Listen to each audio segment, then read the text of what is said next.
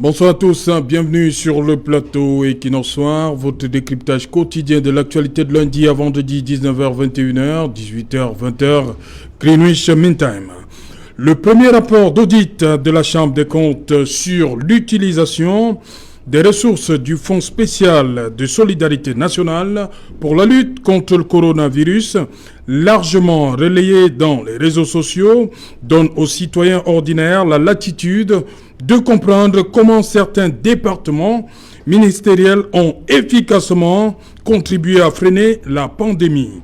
Dans un document intitulé « Vérité sur la gestion des fonds Covid-19 au MINRESI », l'on apprend que, je cite, « s'appuyant sur le fait qu'il y a quelques années, l'Institut de recherche médicale et d'études des plantes médicinales, INPM, fabriquait la chloroquine, le directeur de cet institut, le professeur Jean-Louis Essam Oyono, a indiqué que sa structure a toutes les capacités requises pour produire localement l'hydroxychloroquine et l'azithromycine, médicaments retenus dans le protocole de traitement du Covid-19 au Cameroun. Fin de citation.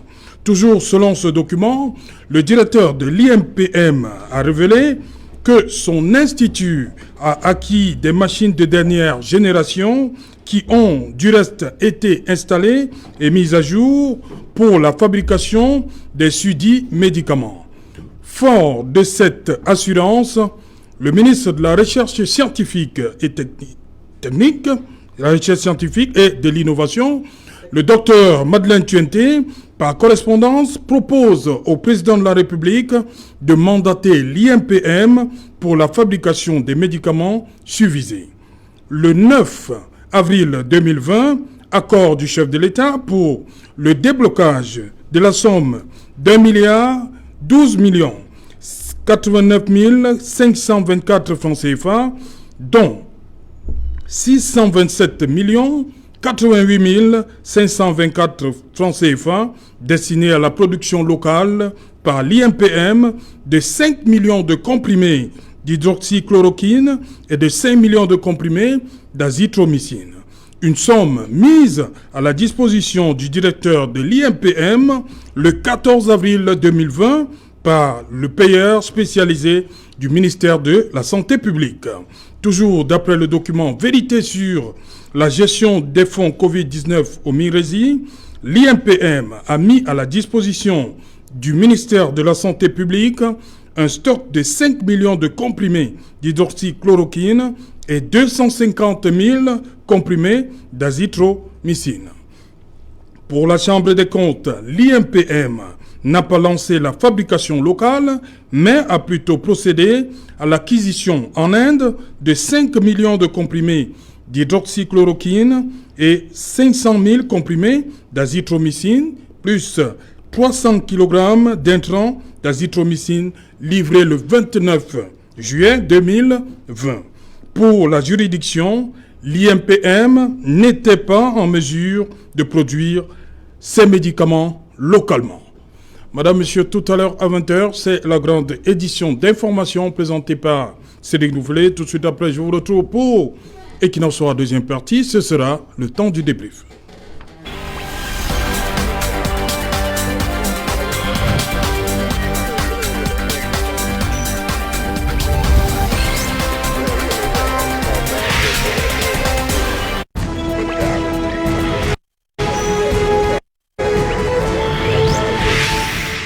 Riposte Covid-19, controverse autour de la production locale des médicaments. Pour en parler, nous avons invité ce soir en plateau le professeur Viviane Ondoa-Biolé. Professeur, bienvenue, bonsoir. Merci, bonsoir Serge Tout, merci de m'avoir invité et bonsoir à tous mes copanélistes. C'est un sujet délicat, un sujet, je peux dire, intéressant également du point de vue du management. Pourquoi délicat ? Délicat parce que dans tous les cas, ça touche à un domaine, je peux dire, à une déviance. Si on parle d'écart, oui, avec la norme, oui, c'est déjà suffisant pour que ce soit délicat. Ouais. Délicat en ce sens que ça met quand même en lumière peut-être l'ensemble de vulnérabilités organisationnelles, je préfère dire ça ainsi. Parce que ce qui est intéressant à rappeler, c'est vrai, On aime bien parler des acteurs, mais il faut dire que ce type de révélations sont également révélateurs d'un ensemble de porosité organisationnelle. Moi, ce qui m'intéresse davantage, c'est cette porosité-là. Le reste, que ce n'est que des conséquences. Parce que je ne veux pas dire qu'il y a des vertus au scandale, mais on peut quand même tirer avantage du scandale pour corriger justement cette porosité. Donc les individus, oui, on va en parler, mais il faut savoir que c'est quand même des faits qui sont révélateurs d'un ensemble de dysfonctionnements. Voilà, vous dites, professeur Douabile, que nous sommes, il y a l'écart normalisé? Non, j'estime qu'il y a des écarts, il y a des irrégularités que le rapport révèle. On peut seulement regretter que le rapport soit... Vous oubliez que nous sommes dans un pays où on normalise les écarts. Je refuse de considérer ça comme norme, quand même. Ok, professeur Douabile, vous savez, elle était directeur général adjoint de l'ISMP, Institut supérieur du management public, entre 2010 et 2019. À côté de vous, César Norengomo. Bonsoir. Bonsoir Serge Alain. Bonsoir aux nombreux milliers de téléspectateurs d'Equinox ce soir et bonsoir à toute la jeunesse camerounaise. Ok. Du Rassemblement démocratique du peuple camerounais. Merci d'être. Oui, c'est exact. Voilà. Charles Dikam, bonsoir. Bonsoir Serge Alain Autou, bonsoir aux nombreux téléspectateurs d'Equinox soir et puis bonsoir madame, messieurs mes copanélistes. Strict quand même. Hein. 5 millions. Il faut quand même dire qu'au plan du management, ça peut être questionnable. Mais je sais pas impossible. Ça, c'était juste une parenthèse. Maintenant, au niveau des procédures, je devrais indiquer deux choses. La première, c'est que, je disais tout à l'heure, le rapport est sorti trop tôt parce que lorsque le contrôle supérieur de l'État, la Chambre des comptes descend, comme tout contrôle. Oui. Moi, j'étais à l'inspection générale. Lorsque nous descendons, nous avons la norme, nous avons les faits. La première chose, ce sont des constatations d'écart. Oui. Deuxième chose, des demandes de renseignements parce qu'il faut justifier. Alors, je dirais du contradictoire, la phase du contradictoire. Le contradictoire, c'est une autre phase. Le contradictoire, c'est comme même déjà établi la faute. Oui. Avant le contradictoire, il faut d'abord établir s'il y a faute. Donc, il faut justifier les cas.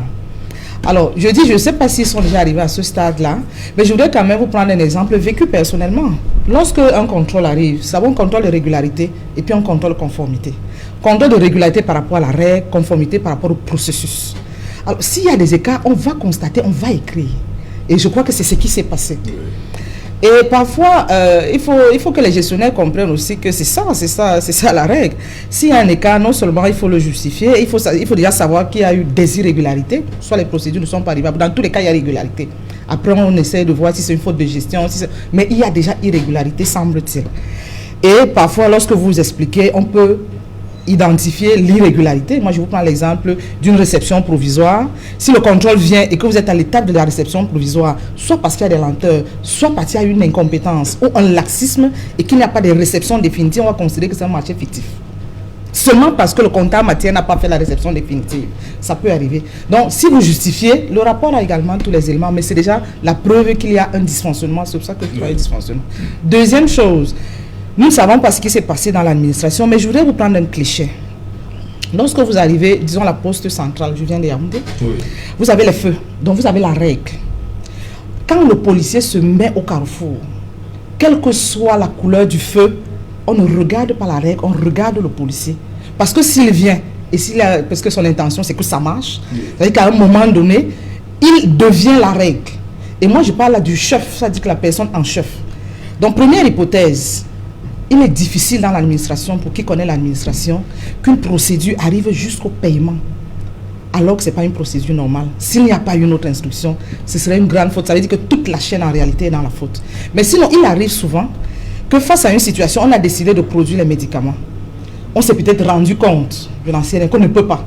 Ce qui est sûr, c'est que le chef peut prendre une décision disant qu'au lieu de produire ou bien produire telle quantité, on va importer une autre quantité. Là, c'est lui qui en est le responsable. C'est pour ça que je dis le rapport est peut-être sorti trop tôt. Je ne sais pas s'ils ont tous les éléments. Mais si ce n'est pas le cas, c'est quand même une grosse irrégularité. Et quand on voit quand même la chaîne, j'ai envie de dire qu'on peut soupçonner nos gestionnaires de beaucoup de choses. Mais là, si c'est le cas, je crois qu'on est souvent tendre de les soupçonner. C'est toute une... Ça risque d'être une industrie de mafia, mais je ne pense pas. C'est pour ça que je dis, je reste très prudente. Oui. Et je me dis, l'administration a une chaîne de responsabilité. Si à un moment donné, on se rend compte que... Il y a quand même un détail que vous avez évoqué qui m'inquiète, parce que vous avez dit qu'on a commandé et on a utilisé les emballages du Cameroun, comme s'il y avait Non, c'est une intention. La Chambre des comptes qui le dit. Hein, ça, par contre, c'est l'intention de tromper, manifeste. Oui, si c'est vrai, ce qui est écrit, c'est qu'il y a une intention qui peut quand même être. Mais comme je dis encore, il n'y a pas eu de contradictoire. Professeur, vous permettez, il a alors procédé à leur reconditionnement dans des emballages achetés et imprimés, fabriqués par Zeneca, conditionnés par l'INPM. Alors même que les médicaments étaient entrés au Cameroun dans des emballages respectant les bonnes pratiques de fabrication et de conditionnement. On reviendra quand même là. N'étant pas du métier, je me suis dit, si c'était en recherche, on va dire qu'on a fait du plagiat ou bien, je ne sais pas. Voilà, d'abord, vous, Charles Dicam, comme a dit le professeur, on peut se trouver à un moment, le chef décide qu'on a une commande de 5 millions, on peut aller chercher ailleurs. L'essentiel est que on ait les 5 millions de compliments. Non, c'est pas l'essentiel. Je vais m'en tenir au brillant exposé que vient de faire le professeur, et je vais le résumer en une chose. Monsieur le Premier ministre, chef du gouvernement, devrait déposer son tablier avec tous les ministres, se mettre à la disposition. Même ceux qui ne sont pas concernés par... Son gouvernement tout entier. Lui dépose son tablier, le gouvernement tout entier démissionne. Ils se mettent à la disposition de la justice, donc des Camerounais. Et les compétences non. Au stade où nous sommes. Comment dit le prof? Au stade où la fin du contradictoire qui n'est pas. Je suis d'accord avec vous, mais ça équivaut presque à une mise en examen. Ce qui ne veut pas dire qu'ils sont coupables. Mais le temps qu'on établisse les responsabilités, le manque de confiance et du milieu économique et de tout le monde, de notre confiance, qu'ils n'avaient déjà pas beaucoup. Fait que si on veut confiance, mais elle existe depuis longtemps. C'est une des manifestations de cette crise de confiance là. C'est une des manifestations de ce que je ne sais pas. J'aurais préféré que nous parlions d'autre chose quand il s'agit du gouvernement de mon pays. Mais pourquoi est-ce qu'on parle toujours de vol? Pourquoi sans cesse on ne parle que de détournement? Il y a un problème. Alors le premier responsable s'est interdit de s'auto-flageller. Lui, il n'est jamais coupable de rien, c'est toujours les autres. Il fait de mauvais choix depuis 40 ans, mais il ne les assume pas. Soit. D'aucuns me diront que la Constitution lui permet d'être encore là jusqu'à je ne sais plus trop quand. Mais je pense que Monsieur le Premier ministre 2025 devrait, oui, si nous y arrivons, Monsieur le Premier ministre devrait avoir la pudeur, la décence vis-à-vis des Camerounais de se démettre et son gouvernement avec lui. C'est ce que je tire comme premier enseignement de tout ce que Madame a dit, parce qu'on a beau tourner en rond, franchement, depuis 4 jours, on ne parle que de cela. Et il s'agit de la santé des Camerounais. Je veux dire, quand des compatriotes n'ont même plus cette fibre-là, je ne sais pas, ils n'ont plus d'humanité. Ils n'ont rien à faire parmi nous. Voilà. Dans un premier temps, c'est ce que j'ai à dire. Voilà, Honoré César, comment cette situation, pour ceux qui ont eu accès à ce document, le ministre de Madame Madeleine Tuenté semble jeter les autres, ses collaborateurs. C'est pas moi, c'est les autres qui sont responsables. Parce qu'on a vu depuis quelques jours, il y a des documents qui circulent, des décharges, trésorier payeur, le secrétaire général à la présidence de la République qui dit non, il faut arrêter la production, il faut surseoir la production de la chloroquine. Donc, Madame le ministre semble se dire que bon voilà, je n'y suis pour rien. Oui, Serge Alain, on peut être là dans une sorte de panique au vu de la verdict populaire qui est servie dans les différents médias. Mais je voudrais rappeler aux téléspectateurs qui se donnent la peine de nous suivre ce soir le fondement même de la pandémie, parce qu'il faut relever que nous avions 4 types de dépenses qui étaient éligibles à la pandémie lorsqu'elle a été déclenchée. Et en ce qui concerne le Cameroun, bien sûr, je peux noter la première dépense qui était celle liée aux besoins sanitaires. Vous vous souvenez que dans tous les lieux qui étaient réquisitionnés pour accueillir la vague qui nous était prédite par les organisations internationales, le Cameroun appuie les devants, que ce soit nos infrastructures sportives, que ce soit nos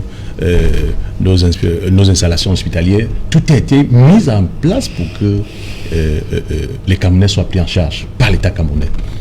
Et vous vous souvenez que lorsque vous arrivez, lorsque vous étiez détecté par un cas Covid, les tests étaient gratuits, la prise en charge était gratuite, la nutrition était gratuite, et même l'hospitalisation, tout était pris en charge par l'État. Et même si des compatriotes ou même les expatriés qui entraient au Cameroun ou qui étaient détectés au Cameroun, vous étiez conduits en quarantaine, en observation, qui était également pris en charge par l'État. Et nous avons un deuxième type de dépenses qui était lié par les dépenses au soutien social. Vous vous souvenez, moi en tant que conseiller municipal, nous avions bavé pendant 3 à 6 mois où il y avait, ça avait été décrété pour un certain nombre de couches vulnérables, comme le petit commerce, les bensikina, la sauvette et autres, qui étaient exonérés des taxes. Et les mairies ont souffert de ce problème-là. C'est une sorte d'accompagnement pour l'État. Les petites et PME ont également bénéficié de cet accompagnement. Nous avons un troisième type de dépenses qui étaient liées. Par exemple, là, je vais citer par exemple l'aide aux entreprises. Il y a eu des accompagnements qui ont été mis par l'État pour des entreprises qui ont commencé à suffoquer par rapport au cas du Covid parce qu'il fallait mettre certaines personnes en... On avait parlé de confinement. Vous vous souvenez que presque 80% des pays dans le monde... Le thème, c'est pas pour la production locale. Je ne vois pas le rapport. Oui. Vous vous souvenez que nous avons eu presque 80% des pays dans le monde qui étaient entrés en confinement obligatoire. Mais le Cameroun a eu l'intelligence de pouvoir faire un confinement volontaire. Et nous avons la quatrième type de dépenses qui était les dépenses liées à la recherche. D'où la thématique de ce soir. La recherche, les financements qui étaient accompagnés à la recherche visaient à faire quoi? Visaient à pouvoir produire suffisamment de médicaments, innover dans la fabrication des chloroquines et tout ce que vous avez cité là pour pouvoir parier, parce que la pandémie a démontré à toutes les structures financières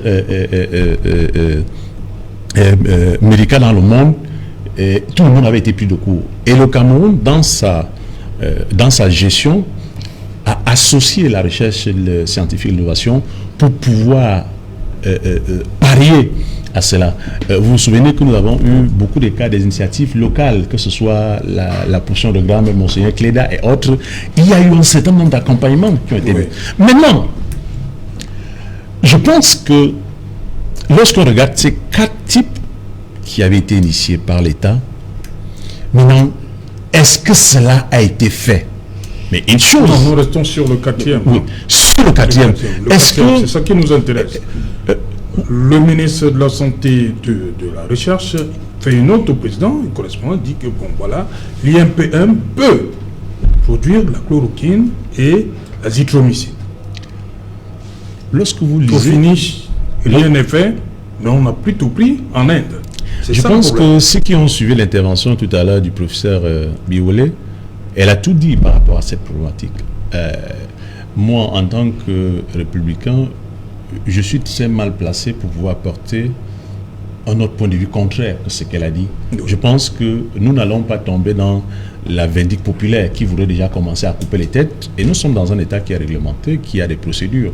Laissons ces procédures aboutir. S'il s'avère au bout de ces procédures, les uns et les autres se sont retrouvés trempés, je pense que la loi est là, elle sera appliquée. Voilà. Docteur Dalvaris Goudjou, dans ce même rapport de la Chambre des comptes, ils disent clairement que l'INP n'était pas en mesure de produire ces médicaments localement, comme je l'ai dit. Il apparaît également que l'INP a passé les commandes contraires à la proposition faite au président de la République. Justement, on dit au président qu'on peut. Au finish, on ne fait pas. C'est pourquoi, sans fioriture, Serge Allan, moi je dirais que tant sur le fond que sur la forme, il y a eu au moins de la mauvaise foi. Mauvaise foi? Au moins de la mauvaise foi. Sinon, c'est au-delà de la mauvaise foi. Pourquoi au moins de la mauvaise foi? Allons d'abord sur le fond. Le ministère fait un rapport à la présidence, dit que nous pouvons le faire. Avec des arguments solides. Même le matériel que nous avons, c'est les dernières technologies. Non, le ministre dit qu'elle s'appuyait sur le directeur de l'INP qui a rassuré. Non, oui. Au moins, le directeur de l'INP est quand même sous sa tutelle. Voilà. Il y a une hiérarchie. C'est elle qui dit, c'est pas le directeur qui dit. Donc elle répond devant le président, c'est pas le directeur qui a parlé. Mais elle reprend les propos de celui qui est en charge. C'est son collaborateur. Oui. C'est son collaborateur. Est-ce qu'elle devrait douter? Est-ce que Mme Tchonté devrait douter de ce que le professeur... Si vous êtes responsable, vous vérifiez toujours. Oui. vous êtes entouré des techniciens, pour vérifier toujours. Puisque vous répondez de cela. C'est même pourquoi le chef de l'État est entouré des techniciens, des conseillers. Quand vous conseillez mal le chef de l'État, mais c'est grave. Même ici, vous êtes responsable de ces gens-là. Si un de vos collaborateurs commet une erreur, c'est d'abord ces gens-là qu'on voit. On ne regarde pas que c'est mon collaborateur. Non, c'est d'abord vous. Je veux dire, comme j'étais en train de dérouler, Serge, sur le fond d'abord, elle dit qu'on peut. Elle argumente. Effectivement, elle pouvait. Machine dernière génération. Etc. Ce qui n'est pas faux. Juste que, premièrement, le budget est assez considérable. Un peu plus de 4 milliards. 4 milliards 100 millions, si je ne me trompe. Ce qu'elle omet quand même de dire, c'est que nous sommes au niveau d'un organisme qui est assimilable à un laboratoire. C'est un institut de recherche. Ce n'est pas une usine de fabrication de médicaments. Elle devrait le dire. Elle est scientifique quand même. Ça, c'est d'un. Ça veut dire on induit les dirigeants au niveau de la présidence en erreur. Ça, c'est d'un. Maintenant, à la présidence, ils disent, OK, nous vous faisons confiance. Passez donc à l'étape suivante. On prend les dispositions pour que les fonds soient disponibilisés. Tout le monde a bien pu remarquer que dans les documents qui circulent, on a bien vu quelque part où vous avez cité tout à l'heure le SGPR qui disait qu'il fallait sursoir la production locale. On ne peut pas reprocher cela au SGPR. Peut-être il s'est rendu compte à un moment qu'effectivement, la capacité de production au niveau de ce laboratoire ne pouvait pas faire face aux besoins.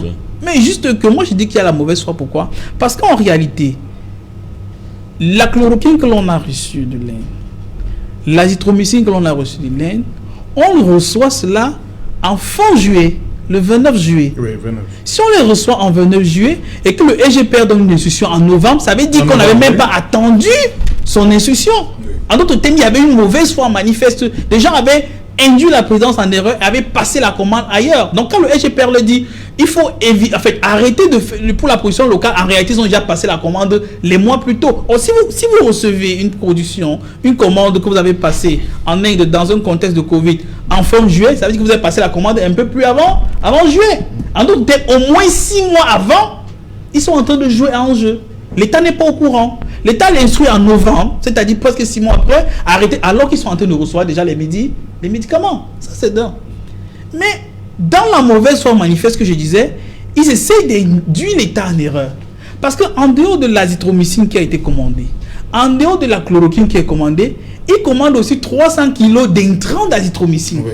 Les intrants sont les ingrédients qui rentrent dans la production. Oui. Et quand on voit cette situation, on se dit qu'en réalité, vous êtes sérieux, vous êtes en train de vouloir produire. Oui. Alors que vous avez plutôt commandé à l'étranger. Mais maintenant, énième entourloupe, merci. C'est quand même que les Indiens vous envoient des produits avec leur emballage normalement fabriqué en Inde.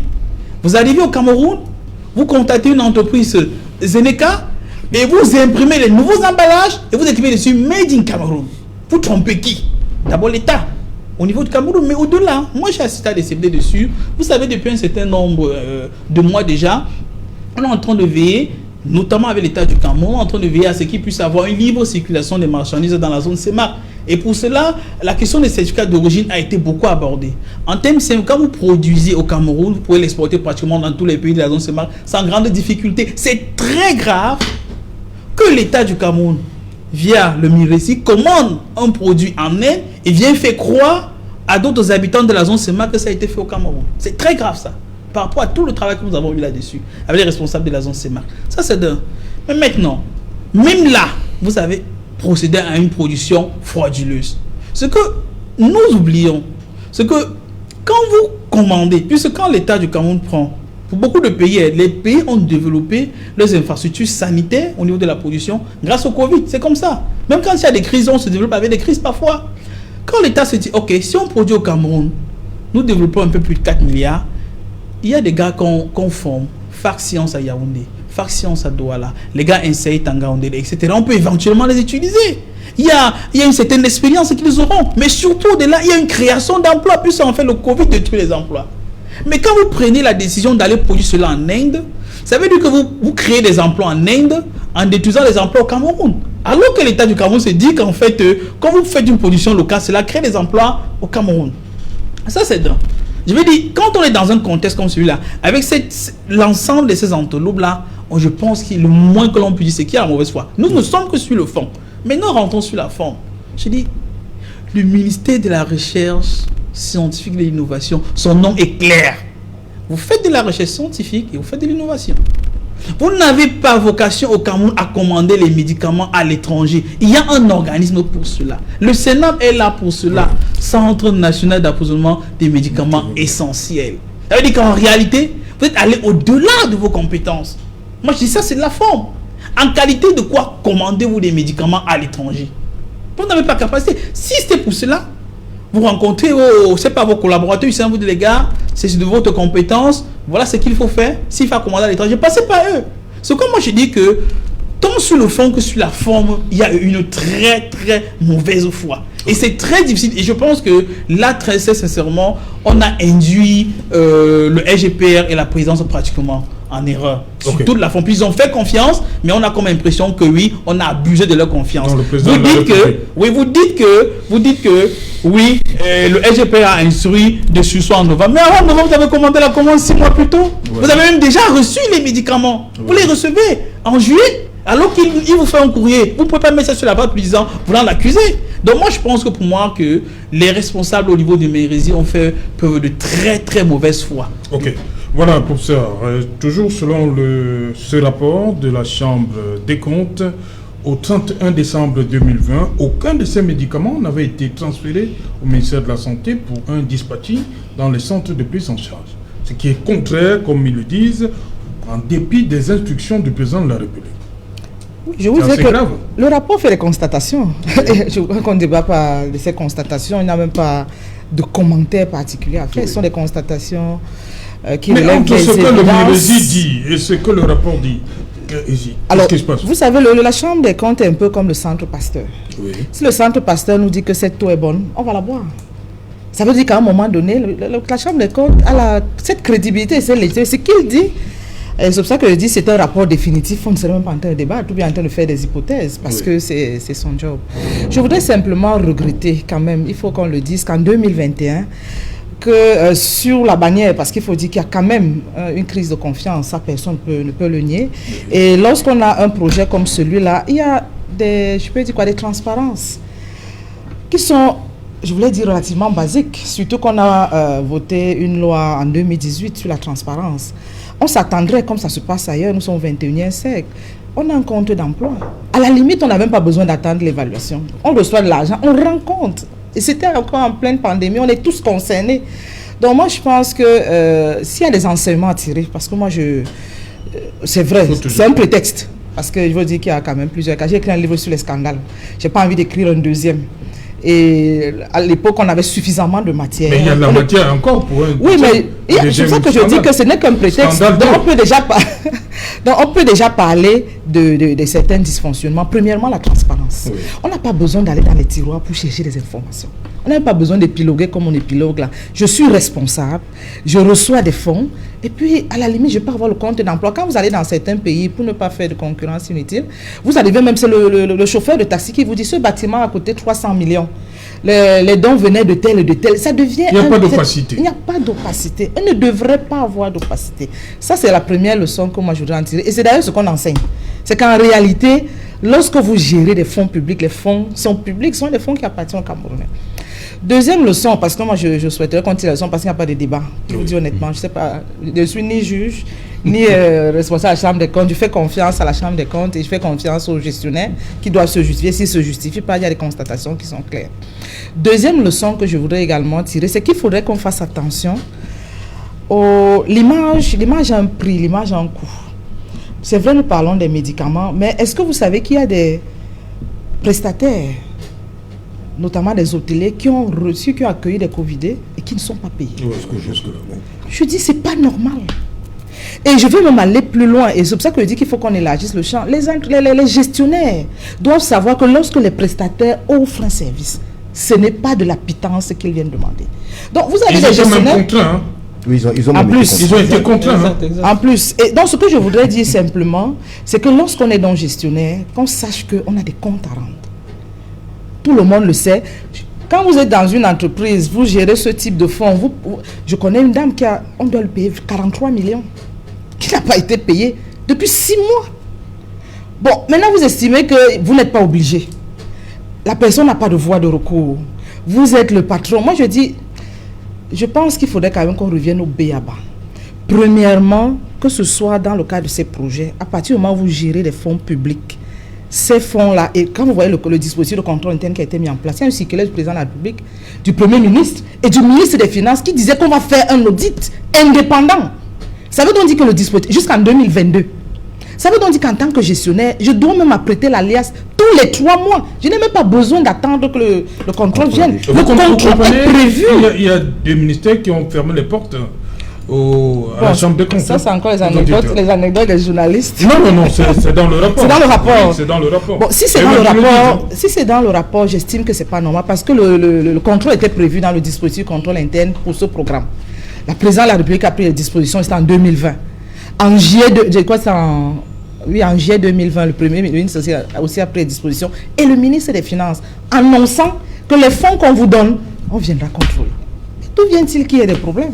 Donc moi je pense que les gestionnaires en chef, notamment ceux qui sont responsables de programme ou alors des gestionnaires, comme ils n'ont pas l'habitude des contrôles, à la limite même les prestataires peuvent se plaindre, rien ne leur arrive. Moi je pense que ce sont des habitudes qu'il faut abandonner. Ce sont des méthodes de mon point de vue qu'il faudra abandonner. Et ce rapport, parce que comme c'est la Chambre des comptes, vous voyez que personne ne conteste. Si ça avait été les journalistes, on aurait dit ils ne sont pas patriotes, ils sont... Vous trouvez que personne ne conteste? Je n'ai pas encore rencontré que le rapport a... Vous ne savez pas ce qui s'est dit depuis des parlementaires, des gens qui disent que... C'est faux. Enfin, ils disent que c'est faux, je voudrais savoir. Enfin, ce sont des constatations. Moi, je voudrais dire une chose. Moi, j'étais à vous ne suivez pas les contestations des gens qui contestent? Je lis les choses crédibles. Ça, par exemple, c'est un rapport crédible. Ah, pour vous, il est crédible, hein? Crédible. C'est la Chambre, des comptes. Moi, j'ai été à l'inspection générale. Lorsque la Chambre des comptes fait une constatation, c'est sur la base des évidences. Oui. Les évidences, ça veut dire qu'ils ont des preuves. De ce point de vue-là, on peut simplement justifier, expliquer et peut-être compléter au cas où ce n'est pas complet. Mais on ne peut pas dire qu'ils n'ont pas vu. On ne peut pas dire que ces constatations, ce n'est pas possible. Ils sont assermentés. Enfin, c'est mon point de vue. Moi, je pense que c'est un prétexte, c'est pour ça que je souhaiterais simplement qu'on essaye d'élargir. Ils disent que le Minedub et le Minepia n'ont pas répondu aux demandes de la Chambre des comptes, alors que le MINAT s'est contenté de répondre. Donc voilà 2 ministères qui ont... Et je voudrais également dire, nous avons observé certains faits. Comment expliquer cette attitude? J'ai envie de dire que même un étudiant de première année en sciences économiques et de gestion pouvait déjà commencer à soupçonner qu'on pouvait avoir des problèmes. Oui. Parce que vous savez, lorsqu'on dit même qu'on va venir faire un contrôle, c'est bien beau. Cette fois-là, j'interroge l'institution. En réalité, le contrôle, c'est une fonction normale. Ça ne devrait pas être une panique. On doit justifier. Mais avant, il y a un contrôle a priori. Ça veut donc dire quoi? Ça veut donc dire que si nous avons un gestionnaire qui plus est dans notre environnement, pour dire le soupçon qui est souvent le nôtre, la première précaution, c'est qu'il faut limiter son espace discrétionnaire. Si on a un dispositif, que ce soit de passation de marché, que ce soit de prise de décision, qui ne limite pas son espace discrétionnaire, il peut y avoir quelques dérives. Ça, c'est connu. Ça veut dire que ce sont des principes élémentaires. Ça veut donc dire quoi? Ça veut donc dire qu'en réalité, lorsqu'on lit, moi on a vu des lettres quand même qui ont circulé, on se rend quand même compte que dans le processus, et la Chambre des comptes le relève, il y a eu des manquements. Et il y a eu des manquements, pourquoi? Parce qu'à un moment donné, la prise de décision avait été libéralisée, on peut le dire ainsi. Mais si on avait observé un certain nombre de procédures, ça ne serait pas arrivé. Okay. Maintenant, nous sommes en situation d'urgence. Je crois que ce soit le prétexte. En situation d'urgence, il y a également des comportements d'urgence. Et de ce point de vue, le secrétaire général président de la République, disons le président de la République, peut effectivement prendre un certain nombre de décisions et en assumer les conséquences. Parce que si nous sommes en situation d'urgence, il a toutes les prérogatives pour... Mais pas un ministre ou un directeur général. Oui, ok. Voilà, Charles Ndikam, le professeur parle de... Il faut se justifier, mais depuis que ce rapport d'étape est sur la... On va le dire comme ça, sur la place publique, nous voyons comment les ministres se justifient. Est-ce que c'est le bon endroit? Les lettres qui sortent, les réseaux sociaux, c'est le bon endroit? Je pense que le bon endroit est là où ils sont appelés depuis lundi dernier. Voilà. C'est au TCS. C'est pas les réseaux sociaux. Oui, mais vous voyez, c'est encore une autre contradiction. Ce sont ces mêmes-là qui vouent les réseaux sociaux, voilà, ils disent souvent que aujourd'hui, ça leur sert. Vraiment, très chers compatriotes, par moment, il faut faire de la prestidigitation pour venir défendre le RDPC comme vous le faites aujourd'hui. Je ne sais pas comment vous faites, mais il y a des jours où vous ne devez pas endormir. Dites-moi, qu'est-ce qui peut justifier que autant de membres du gouvernement, d'un État sérieux, même en construction, comme vous avez l'habitude de dire, puissent se permettre sur la santé des Camerounais de jouer avec leur vie, avec leur argent?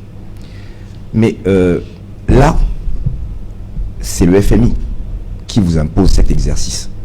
Mais après cet exercice, il faudra qu'on passe à l'exercice suivant, celui de la canne importée, de notre argent à nous, cette fois-là.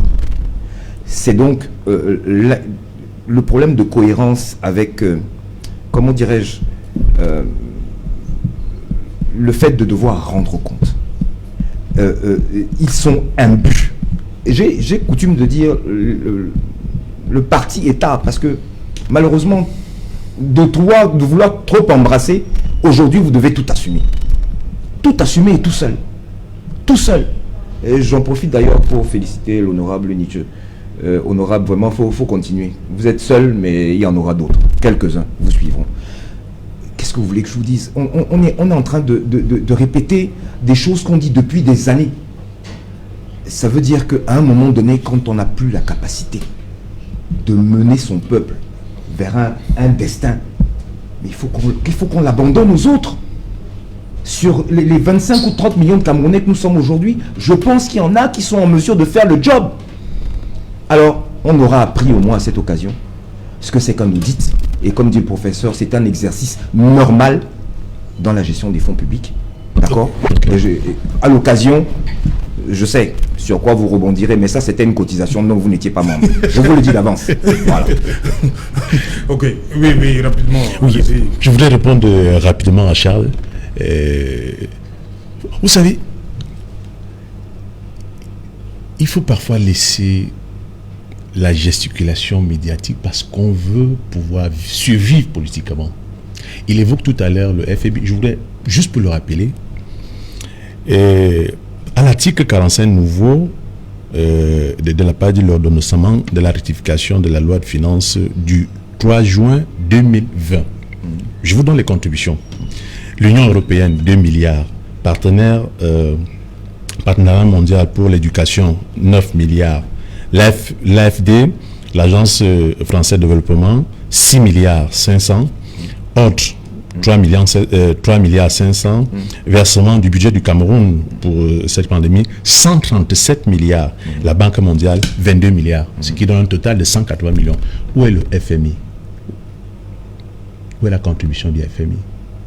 Lorsque nous sortons de la gesticulation des réseaux sociaux... Dites-moi, à qui est-ce qu'on s'adresse pour avoir un autre versement là? Non. À qui est-ce qu'on s'adresse? Je voudrais, il faut, c'est des faits. Bon, peu importe. C'est des faits. Peu importe. Vous essayez de mettre le sujet. Peu importe. Il y a des vous avez dit, constatés. Vous avez dit tout à l'heure que le FMI pas l'indéfendable. Vous avez dit tout à l'heure que mais la pression vient de l'extérieur, vous le savez très bien.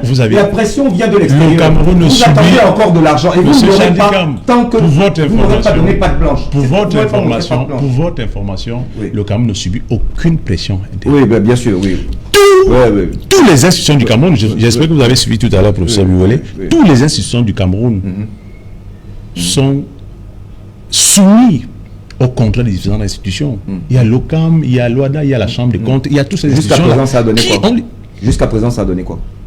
Est-ce que vous n'avez pas ces rapports tous les mois? Non, je vous demande juste. Est-ce que vous n'avez pas ces rapports? Si vous n'avez pas, dites-le-moi. Non, ça marche toujours pas, puisqu'il y a toujours d'autres je voulais juste tout simplement dans votre intervention. Vous permettez, Charles. Je voulais tout simplement, à la suite de votre intervention tout à l'heure, que le Cameroun, le FMI ne met pression sur personne, encore moins sur le Cameroun. Donc, le rapport qui a fuité, je veux le dire ainsi, parce que là, être convoqué, sortir un rapport ne veut pas dire qu'on est inculpé. Du moment où les uns et les autres apporteront des chiffres par rapport aux écarts, aux constats qui ont été faits, elles seront levées. Soit vous allez dit en ce moment-là que soit elles ont magouillé, soit parce qu'elles sont membres du RDPC. Se mettre en congé de la République le temps que justement... Oui, ça c'est votre souhait. Nous n'avons pas... C'est-à-dire, on vous le concède, c'est votre souhait. Mais la République fonctionne avec des règles. Elle ne fonctionne pas sur les rumeurs, sur les commentaires des réseaux sociaux. C'est donc, pour ça que je voulais tout simplement apporter ce bémol. Ne tripatouille entre eux. Il valait mieux que ça fuite et que tout le monde sache. Voilà, maintenant que c'est sur la place publique, ça va être difficile. Si ça vous enchante, ça vous donne un sommeil paisible, tant mieux. Non, justement. Docteur Dalvarez Ngoudjo, sur les 5 millions de comprimés chloroquine, 5 millions d'azithromycine, 5 millions de chloroquine, mais qui viennent de l'Inde. De l'autre côté, on a 250 000 seulement. Que devrait faire le président de la République?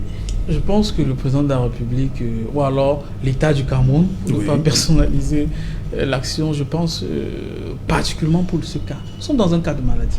Même dans nos familles. Justement, quand quelqu'un est malade, on ne joue pas avec la maladie. Même la personne que vous n'aimez pas, vous soignez quand même d'abord.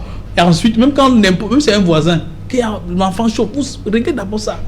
Ils peuvent jouer partout. Docteur Ngoudjo, s'ils se sont rendus compte qu'ils ne pouvaient pas produire, le fait d'aller en Inde, c'est pour résoudre, satisfaire un besoin. Non, premièrement, comme je disais, capacité de production sur le plan national, il y en a. Ils se sont rendus compte qu'ils ne pouvaient pas. Non, c'est ce mais on va chercher ailleurs. Non, c'est pas vrai ce qu'ils disent. Qu'est-ce qui se passe? Vous savez, nous au cabinet Objectiva, on fait le business consulting. Quand on fait le business consulting pour les États et même pour les entreprises qui s'installent en Afrique ou hors d'Afrique, vous avez la chance d'aborder beaucoup de sujets, beaucoup de dossiers sur beaucoup de types d'entreprises. Au Cameroun, il y a la capacité. Comment ça se passe? Vous savez, la production, là, c'est la phase industrielle. Quand vous avez un brevet, ou alors quand vous avez la formule pour pouvoir produire un médicament, parce qu'au Cameroun, on connaît, maintenant, tout ce qui reste, c'est le conditionnement. Pour la production sur le plan local. Pour cela, nous l'avons. Ça se passe exactement comme ici sur votre plateau au Saint-Jalin. Quel que soit, si on vous amène actuellement avec votre même plateau en Éthiopie, vous faites une bonne émission qui leur soit. Si on vous lance au Vietnam, vous faites une bonne émission de Kinox. C'est pas parce que vous êtes au Vietnam que vous serez incompétent. Pour dire quoi? Et c'est le même principe avec la boulangerie. Si vous faites du pain, vous avez votre pâte, vous avez bien mis avec du blé, bonne qualité, c'est pas quoi? S'il n'y a pas d'électricité, sans publicité, à la boulangerie Saké, quand vous vous mettez à Santa Lucia, vous allez produire du bon pain, comme vous avez la bonne formule. Pour dire quoi? Qu'au Cameroun, même si le laboratoire n'avait pas la capacité industrielle de pouvoir produire, il y a des industries pharmaceutiques au Cameroun. À côté de nos bureaux là ici, c'est une femme de Tawamba. Il y en a plein là. C'est-à-dire, apportez la formule, les intrants que vous avez achetés, ils vous font la production. Puisqu'ils ont les industries. Il y a Afripharma, il y en a plein au Cameroun. Pour dire que sur le plan national, il y a la capacité de produire. Mais est-ce qu'il y a la volonté de production? Ça permet de répondre à votre question. Pourquoi sont-ils allés en Inde plutôt produire? Parce qu'à l'heure où je vous parle, premièrement au niveau des opérations, vous avez vu, que ce soit avec AstraZeneca pour les vaccins, que ce soit Moderna, par exemple les Russes avec Sputnik. Sputnik vit, quand ils traitent avec vous, quand ils signent avec un pays, ils viennent dans votre pays juste avec la formule, vous avez la capacité de produire dans votre pays, ils ne vous obligent pas à prendre chez eux. On pouvait faire cela au Cameroun, puis il y a les industries. Ils ont refusé. Pourquoi? Moi je pense que les gars ont refusé, ils sont partis en Inde parce qu'ils ont eu des rétrocommissions importantes. Ça veut dire qu'ils tuent les emplois au Cameroun, ils créent des emplois en Inde à 1 milliard d'habitants en Inde parce qu'ils doivent avoir de l'argent par derrière. Ça, c'est ça qui est la vérité. Sinon, ils ne pouvaient pas manquer Tawamba ou Afripharma ou je ne sais pas qui au Cameroun pour pouvoir produire cela. Même ici au Gabon, ils peuvent le faire. Si c'est encore en zone, c'est pas qu'on peut tolérer. Mais pas que vous prenez l'avion, vous allez en Inde chez ces gars qui sont en train de mourir eux-mêmes déjà. Vous savez, le vaccin, c'est pas la maladie tue plus chez eux là que chez nous. Vous dites que c'est là-bas que vous allez créer des emplois. Moi, je pense que quelque part, les gars ont voulu les rétrocommissions et ils ont eu leur rétrocommission. C'est même justement comme le professeur disait tout à l'heure, il y a eu comme une volonté de maintenir la prise de décision dans une certaine opacité. Pratiquement sur tous les éléments que j'ai énumérés. Dites-moi à un seul moment, quelle est l'étape où les gens ont au moins respecté la norme? Pratiquement à tous les niveaux, les personnes ont écarté la norme et normalisé l'écart. Et ce n'est pas tolérable dans un pays sérieux. Nous pensons que pratiquement, dans ce cas qui est un cas de maladie, pratiquement touchant toute la population, et surtout nous avons des responsables étatiques importants qui sont décidés. Jusqu'à hier encore, j'ai perdu un proche à l'université de Tchang. Qui sont aussi, quand nous avons des éminents comme ça qui meurent d'une maladie, je pense que cela devrait être au moins préoccupant. Merci. Importantement pour nous. Merci docteur, on revient après le journal parce qu'il est là.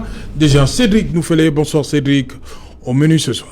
Bonsoir Saint-Germain, bonsoir aux invités ce soir. Nous parlerons de l'ordonnance portant modification de certaines dispositions de la loi des finances 2021, le président de la République qui autorise le gouvernement à contracter de nouveaux prêts concessionnels et non concessionnels qui avoisinent à peu près 1000 milliards de francs CFA.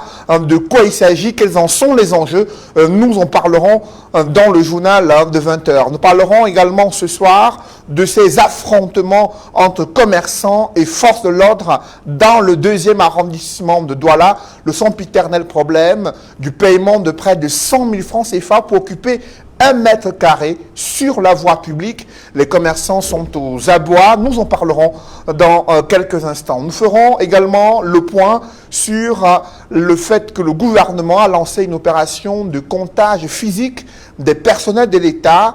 2 ans après avoir lancé cette opération, plus de 7000 fonctionnaires manquent toujours à l'appel. Un chiffre qui illustre les dépenses faramineuses pour des paiements de salaire à des fonctionnaires fictifs. Comment le gouvernement compte résoudre ce problème? Élément de réponse dans quelques instants. C'est Alain. Voilà, madame, monsieur, c'est donc l'essentiel du journal de 20h que va vous présenter Cédric Nouflé. Quant à moi, je vous retrouve après pour Equinoxoir deuxième partie. Ce sera le temps du débrief. Bienvenue à l'hôtel Royal Palace de Douala Bonabéry. Véritable 3 étoiles haute norme internationale qui